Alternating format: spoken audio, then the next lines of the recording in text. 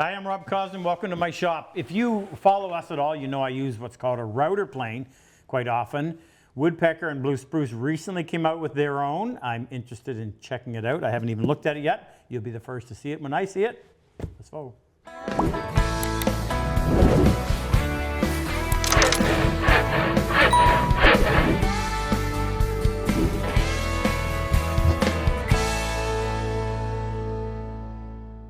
Blue Spruce and Woodpecker both make this router plane. There's only minor differences. In fact, as of this filming, which is February of 2025, what did you say the price was? $270 US. So let's see what they did. By the way, Jake opened the box, I didn't, so when I said I haven't looked at it, I'm telling the truth. What are these? Oh, these are the knobs. And this is the difference, right? So these have nice wood knobs, which I presume are most likely resin impregnated. And the Woodpecker one, they use anodized aluminum. It's just a pack and slip. There's what it looks like in drawing. Should be able to figure this stuff out, but if all else fails, we'll read the directions.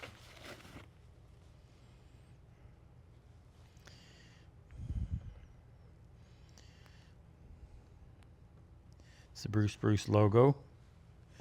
They do really nice machining, I give them that. Extra hardware. That's interesting. Don't think I'd bought anything before they had extra hardware. There's a smaller cutter. Yeah. Spear point. Oh yeah, this one's straight. That one's a spear point.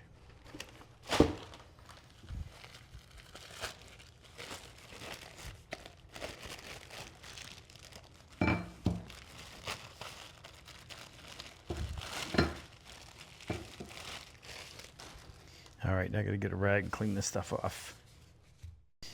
Okay, so Jake tells me that this coating prevents rust, so I'm not sure why they need to coat it in oil, but they did. So here's what you get. There's your base plate. Now they've lapped, you can see how shiny that is. They've lapped the back of the blade. Yeah, not perfectly flat. You can see a little bit of a distortion, but I won't comment any further on that for right now. Okay. Put the knobs in first. It's the easiest part to see. Which way does that little tab goes on the inside? Oh yeah, right, because they lean out. I'm doing this, I'm thinking, why wouldn't they send this already assembled? I'm sure they have a good reason. Maybe I'll come up with it before we're done.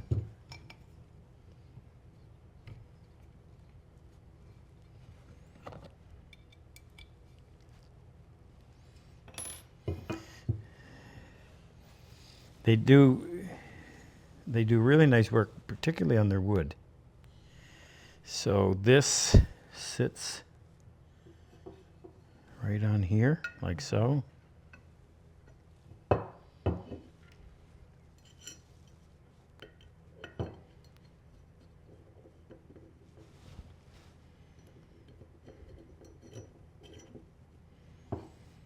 Now, is that indexed in any way? I guess a little shoulder on there.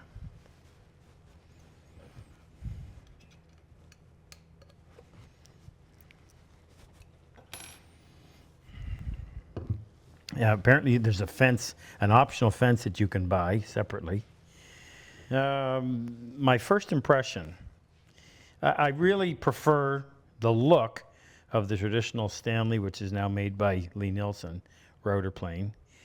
But this actually has some history on it too, and I'll explain that in a second. But one of the features that I can see being really good or advantageous is the fact that you can take the blade holding mechanism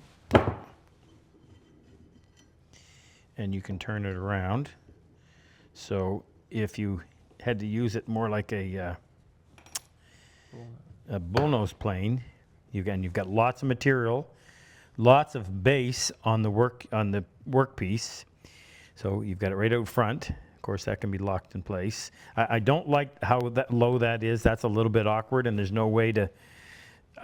Might have been nice if you could put an Allen wrench in there and tighten that up, because if you've got old hands trying to get down there, that's kind of cramped. Too bad that can be moved a little bit forward. Now, you can also put that out on the end. So if you remove one of the knobs, you have the option of doing this on both. I'll just walk through it and show you.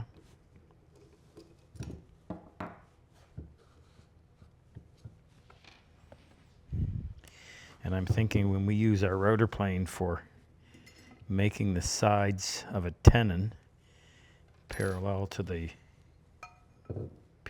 top, it's nice since you've got so much hanging out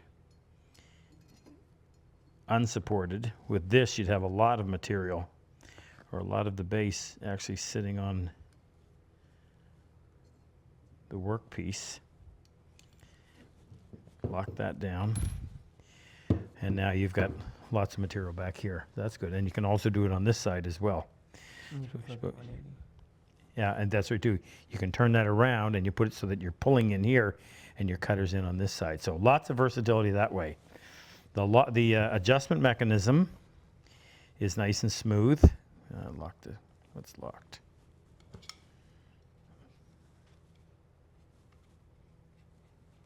At the top. Very little backlash. That is nice and smooth.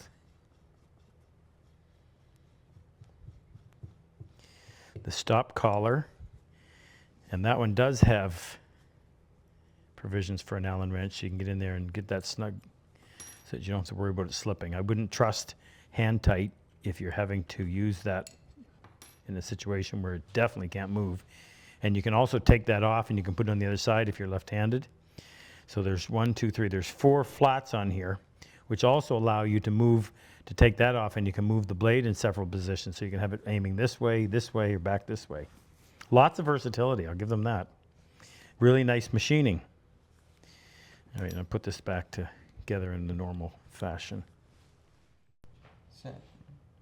Now, I mentioned that this had some history, and when you first look at it, you may think it's kind of strange, unusual design when it comes to router planes, but it appears that they may have patented this after a router plane made by Preston, and that was produced from 1831 to 1932. And the Preston router planes were rectangular, shaped like this. They produced several models. I don't know all of them, but from the 1399P to the 2500P. I don't know how many were in between. There's some advantages to this shape over the original Stanley. And when you consider the fact that you can take the blade holding mechanism and put it in all those different locations, it certainly opens up a world of opportunities that you would have had. I solved that problem sort of by putting a big base on mine, but the base is actually built right into it. So obviously, the versatility is a big plus. And one of the big surprises, and pleasant surprises, this is actually made in the U.S. I think it was Cleveland, Ohio. Pardon me if those in Cleveland for messing that up. We checked the flatness, and on our reference plate, we couldn't slip a half thou in there, so that's a real bonus. The weight, it certainly has some heft to it, which is usually an advantage for a tool like this. And of course, being able to position that blade in multiple different areas, or both ends, the middle, turn it around, have it on the inside, have it on the outside. You know, I can think of all the times that would have saved me a lot of grief in trying to figure out how to make my Stanley style router plane do the job I was just trying to get it to do. So overall impressions, the look of it maybe would wear on me, or eventually I'd warm up to it. But certainly the versatility is a big bonus. So the base is ductile iron, and that's an unbreakable product. So, well, I shouldn't say unbreakable, but it's extremely tough. The handles are, what was the name of the rosewood? Bolivian rosewood, which is nice looking stuff. Now, just one little tiny criticism. So they usually do such a fantastic job on the wood. That looks nice and clean, but if you look over there, you'll just see a little bit of, I don't know whether it's glue that has run over or what, but yeah, I'm nitpicking. Combination of aluminum, steel, and brass on the post. Couldn't find out what the blade was made out of, but certainly I'm going to assume that they're going to use a good material for their blade, not the place that you would scrimp. And if you think about it, that doesn't get a whole lot of use in the life of a router plane, so I wouldn't be overly concerned that that wasn't up to par. Anyway, so good materials, and it has this this nitrate finish is supposed to be a rust preventative. Now, whether or not it scrapes off the bottom, I don't know. But you need to sharpen it, and this is actually a pretty cool feature as well. So I want to leave this attached to the cutter, so I'm going to loosen the stop knob and loosen it enough that that'll spin all the way around. I'm going to loosen this enough so that this cutter, we're going to bring this down, and that shaft has a little cutout in there that's the same diameter as this. So with this loosened enough, you should be able to rotate that all the way until that slides right out. And I'm going to leave this on there just because it's a little bit easier to hold on to. If you could, if you want to, you could just take the cutter off the bottom, but you don't have, you don't have a whole lot to hold on to. Yeah. Now they've already polished the bottom, and although, well, I think it could be done a little bit better, I'm going to leave that. We'll just work on the bevel. I'm going to start with 1000 grit. I have to hold this over the edge so that it'll hang down. Find the primary bevel. No need to polish the whole bevel, so what we'll do is we'll lift it up just a little bit and just little short forward and back strokes. Pressure kind of in the middle of that blade. You don't have to move a whole lot.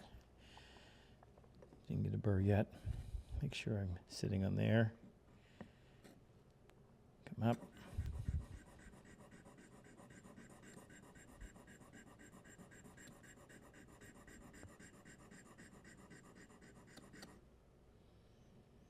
Okay, there's a burr. And do the same thing on the fine stone. This is a 16,000 grit Sharpening. I just flattened it with my lapping plate. Set that on the primary. Raise it up a little bit higher than the previous stone so that you're not having to work the entire secondary bevel that we put on. You're putting actually a third or a tertiary bevel on there. 5 to 10 seconds. I leave the back flat. And this small piece is just a little bit awkward trying to push it forward. So pulling it back with my finger pressing right down on the bevel is the easiest way to do it so it doesn't stammer and stutter on me. Okay, so here's a piece of red oak. So I cut a dado on it. We'll try using it on the bottom. Cut a rabbit. We do that. And I also cut a tenon. So 3 functions that I would typically use a router plane for. Now, I would like the option of a narrower blade because there's going to be times when that's going to be too wide. Now, I like to put a little bit of pressure on there so that when you're making your adjustment, there's some, I call it back pressure. Just keep moving that until it starts to pick up. Now, okay, it's just making contact now, so we'll tighten that up. Lots of weight on this side. That's a heavier cut than I should have. Well, it's a different depth. I never like going out past the end. I prefer to come in. That oak is splintery. I would like a more open throat, meaning the area right in here, but I won't judge it just yet. Make sure there's nothing underneath here that's going to interfere.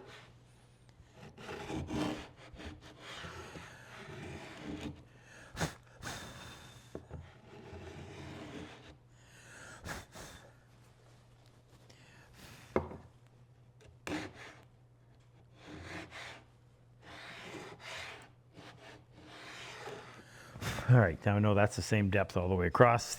This performs the same as any rotor plane in terms of doing that procedure. As I said, I would have liked a little bigger area there, but I could, if the other benefits are there, then I wouldn't mind. I don't know whether this is burnish marks or whether there's actually color coming off of this, but you notice on the blonde woods, you're going to get a little bit of marking like that. That may wear off with time, but be aware of it.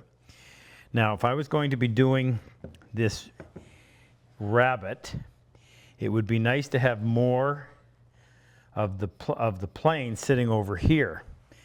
So we can take that and put it out there, and I'm just wondering what it's going to be like because you really don't have a place. Can we put the knob over there? Mm-hmm. Let's try that. Right. Yeah, this is awkward. I wouldn't operate it over here. Loosen that. Tighten this up just a little.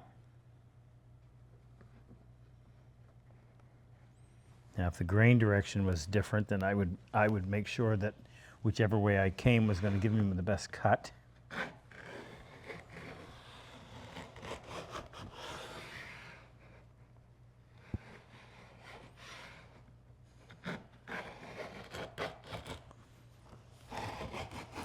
You know what? I don't like that. I'd rather have it back over here, put extra pressure here, because then I've got my knob out here and I can control it a lot more. This is a little bit too awkward. So I would put that back the way it was.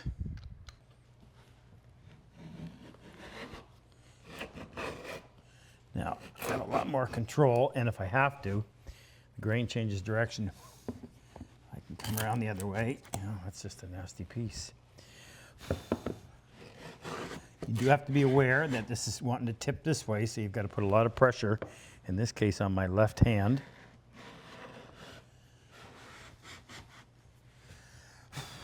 Okay, now let's try this. Okay, so the problem when cutting a tenon is getting the two sides of that parallel, so that's the same thickness.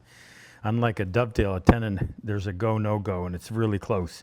And when you put this together, the sides actually need to touch the sides inside the mortise. So this, in this case, wants to be parallel with that, and the other side wants to be parallel with this. And the easiest way the most accurate way to do it is with a router plane. And typically what I would do is hold it like this.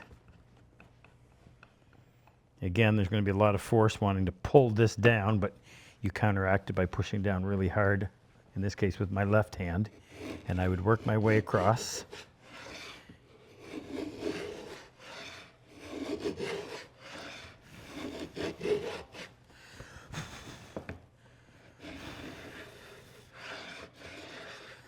Now, would I have wanted to position that any other way?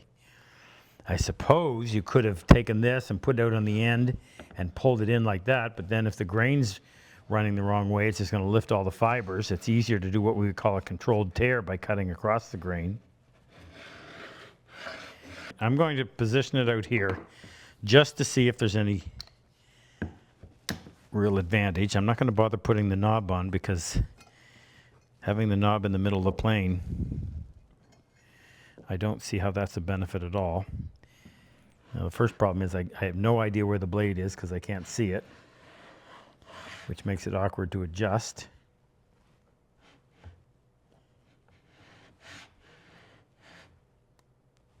Okay, so I repositioned it to put the blade out here so I can see it.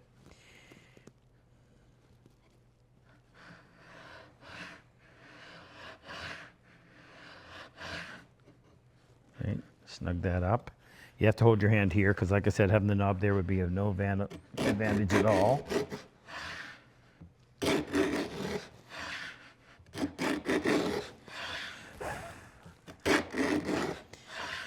Now, I got to get right into that corner, and that makes it, well, I suppose I can get my head out here. I can see it.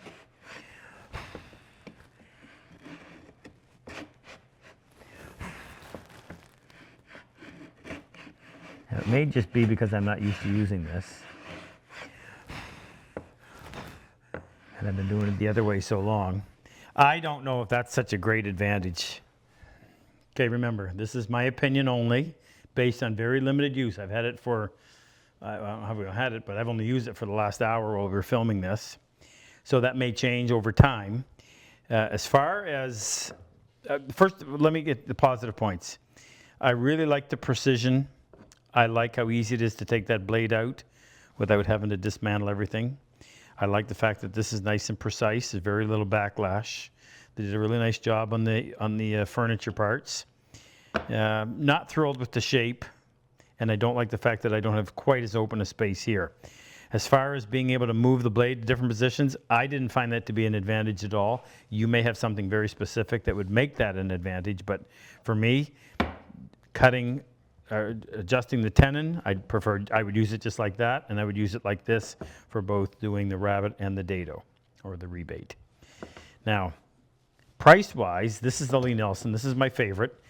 These are so close in price that there really isn't, that's not the factor. I wish this had some little refinement in the knurling, and also in the backlash. That could be improved a little bit. This is such a simple tool. It's like almost why complicated?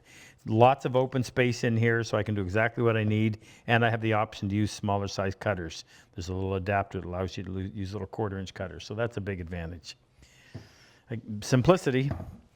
So would I spend the money on this?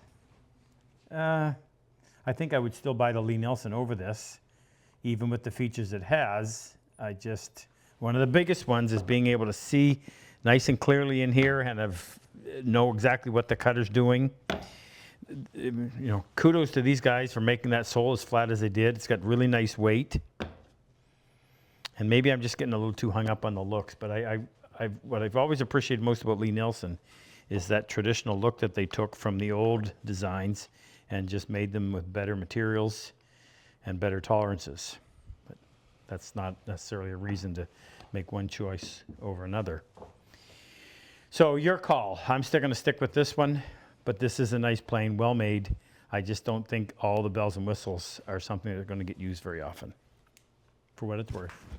If you like my work and enjoy my style of teaching, click on any one of these videos and help take your woodworking to the next level. I've always said, better tools make the job so much easier. If you click on the link below, the chisel and plane icon, it'll take you to our site and introduce you to all the tools that we actually manufacture right here in our shop. It'll also give you information on our online and in-person workshops.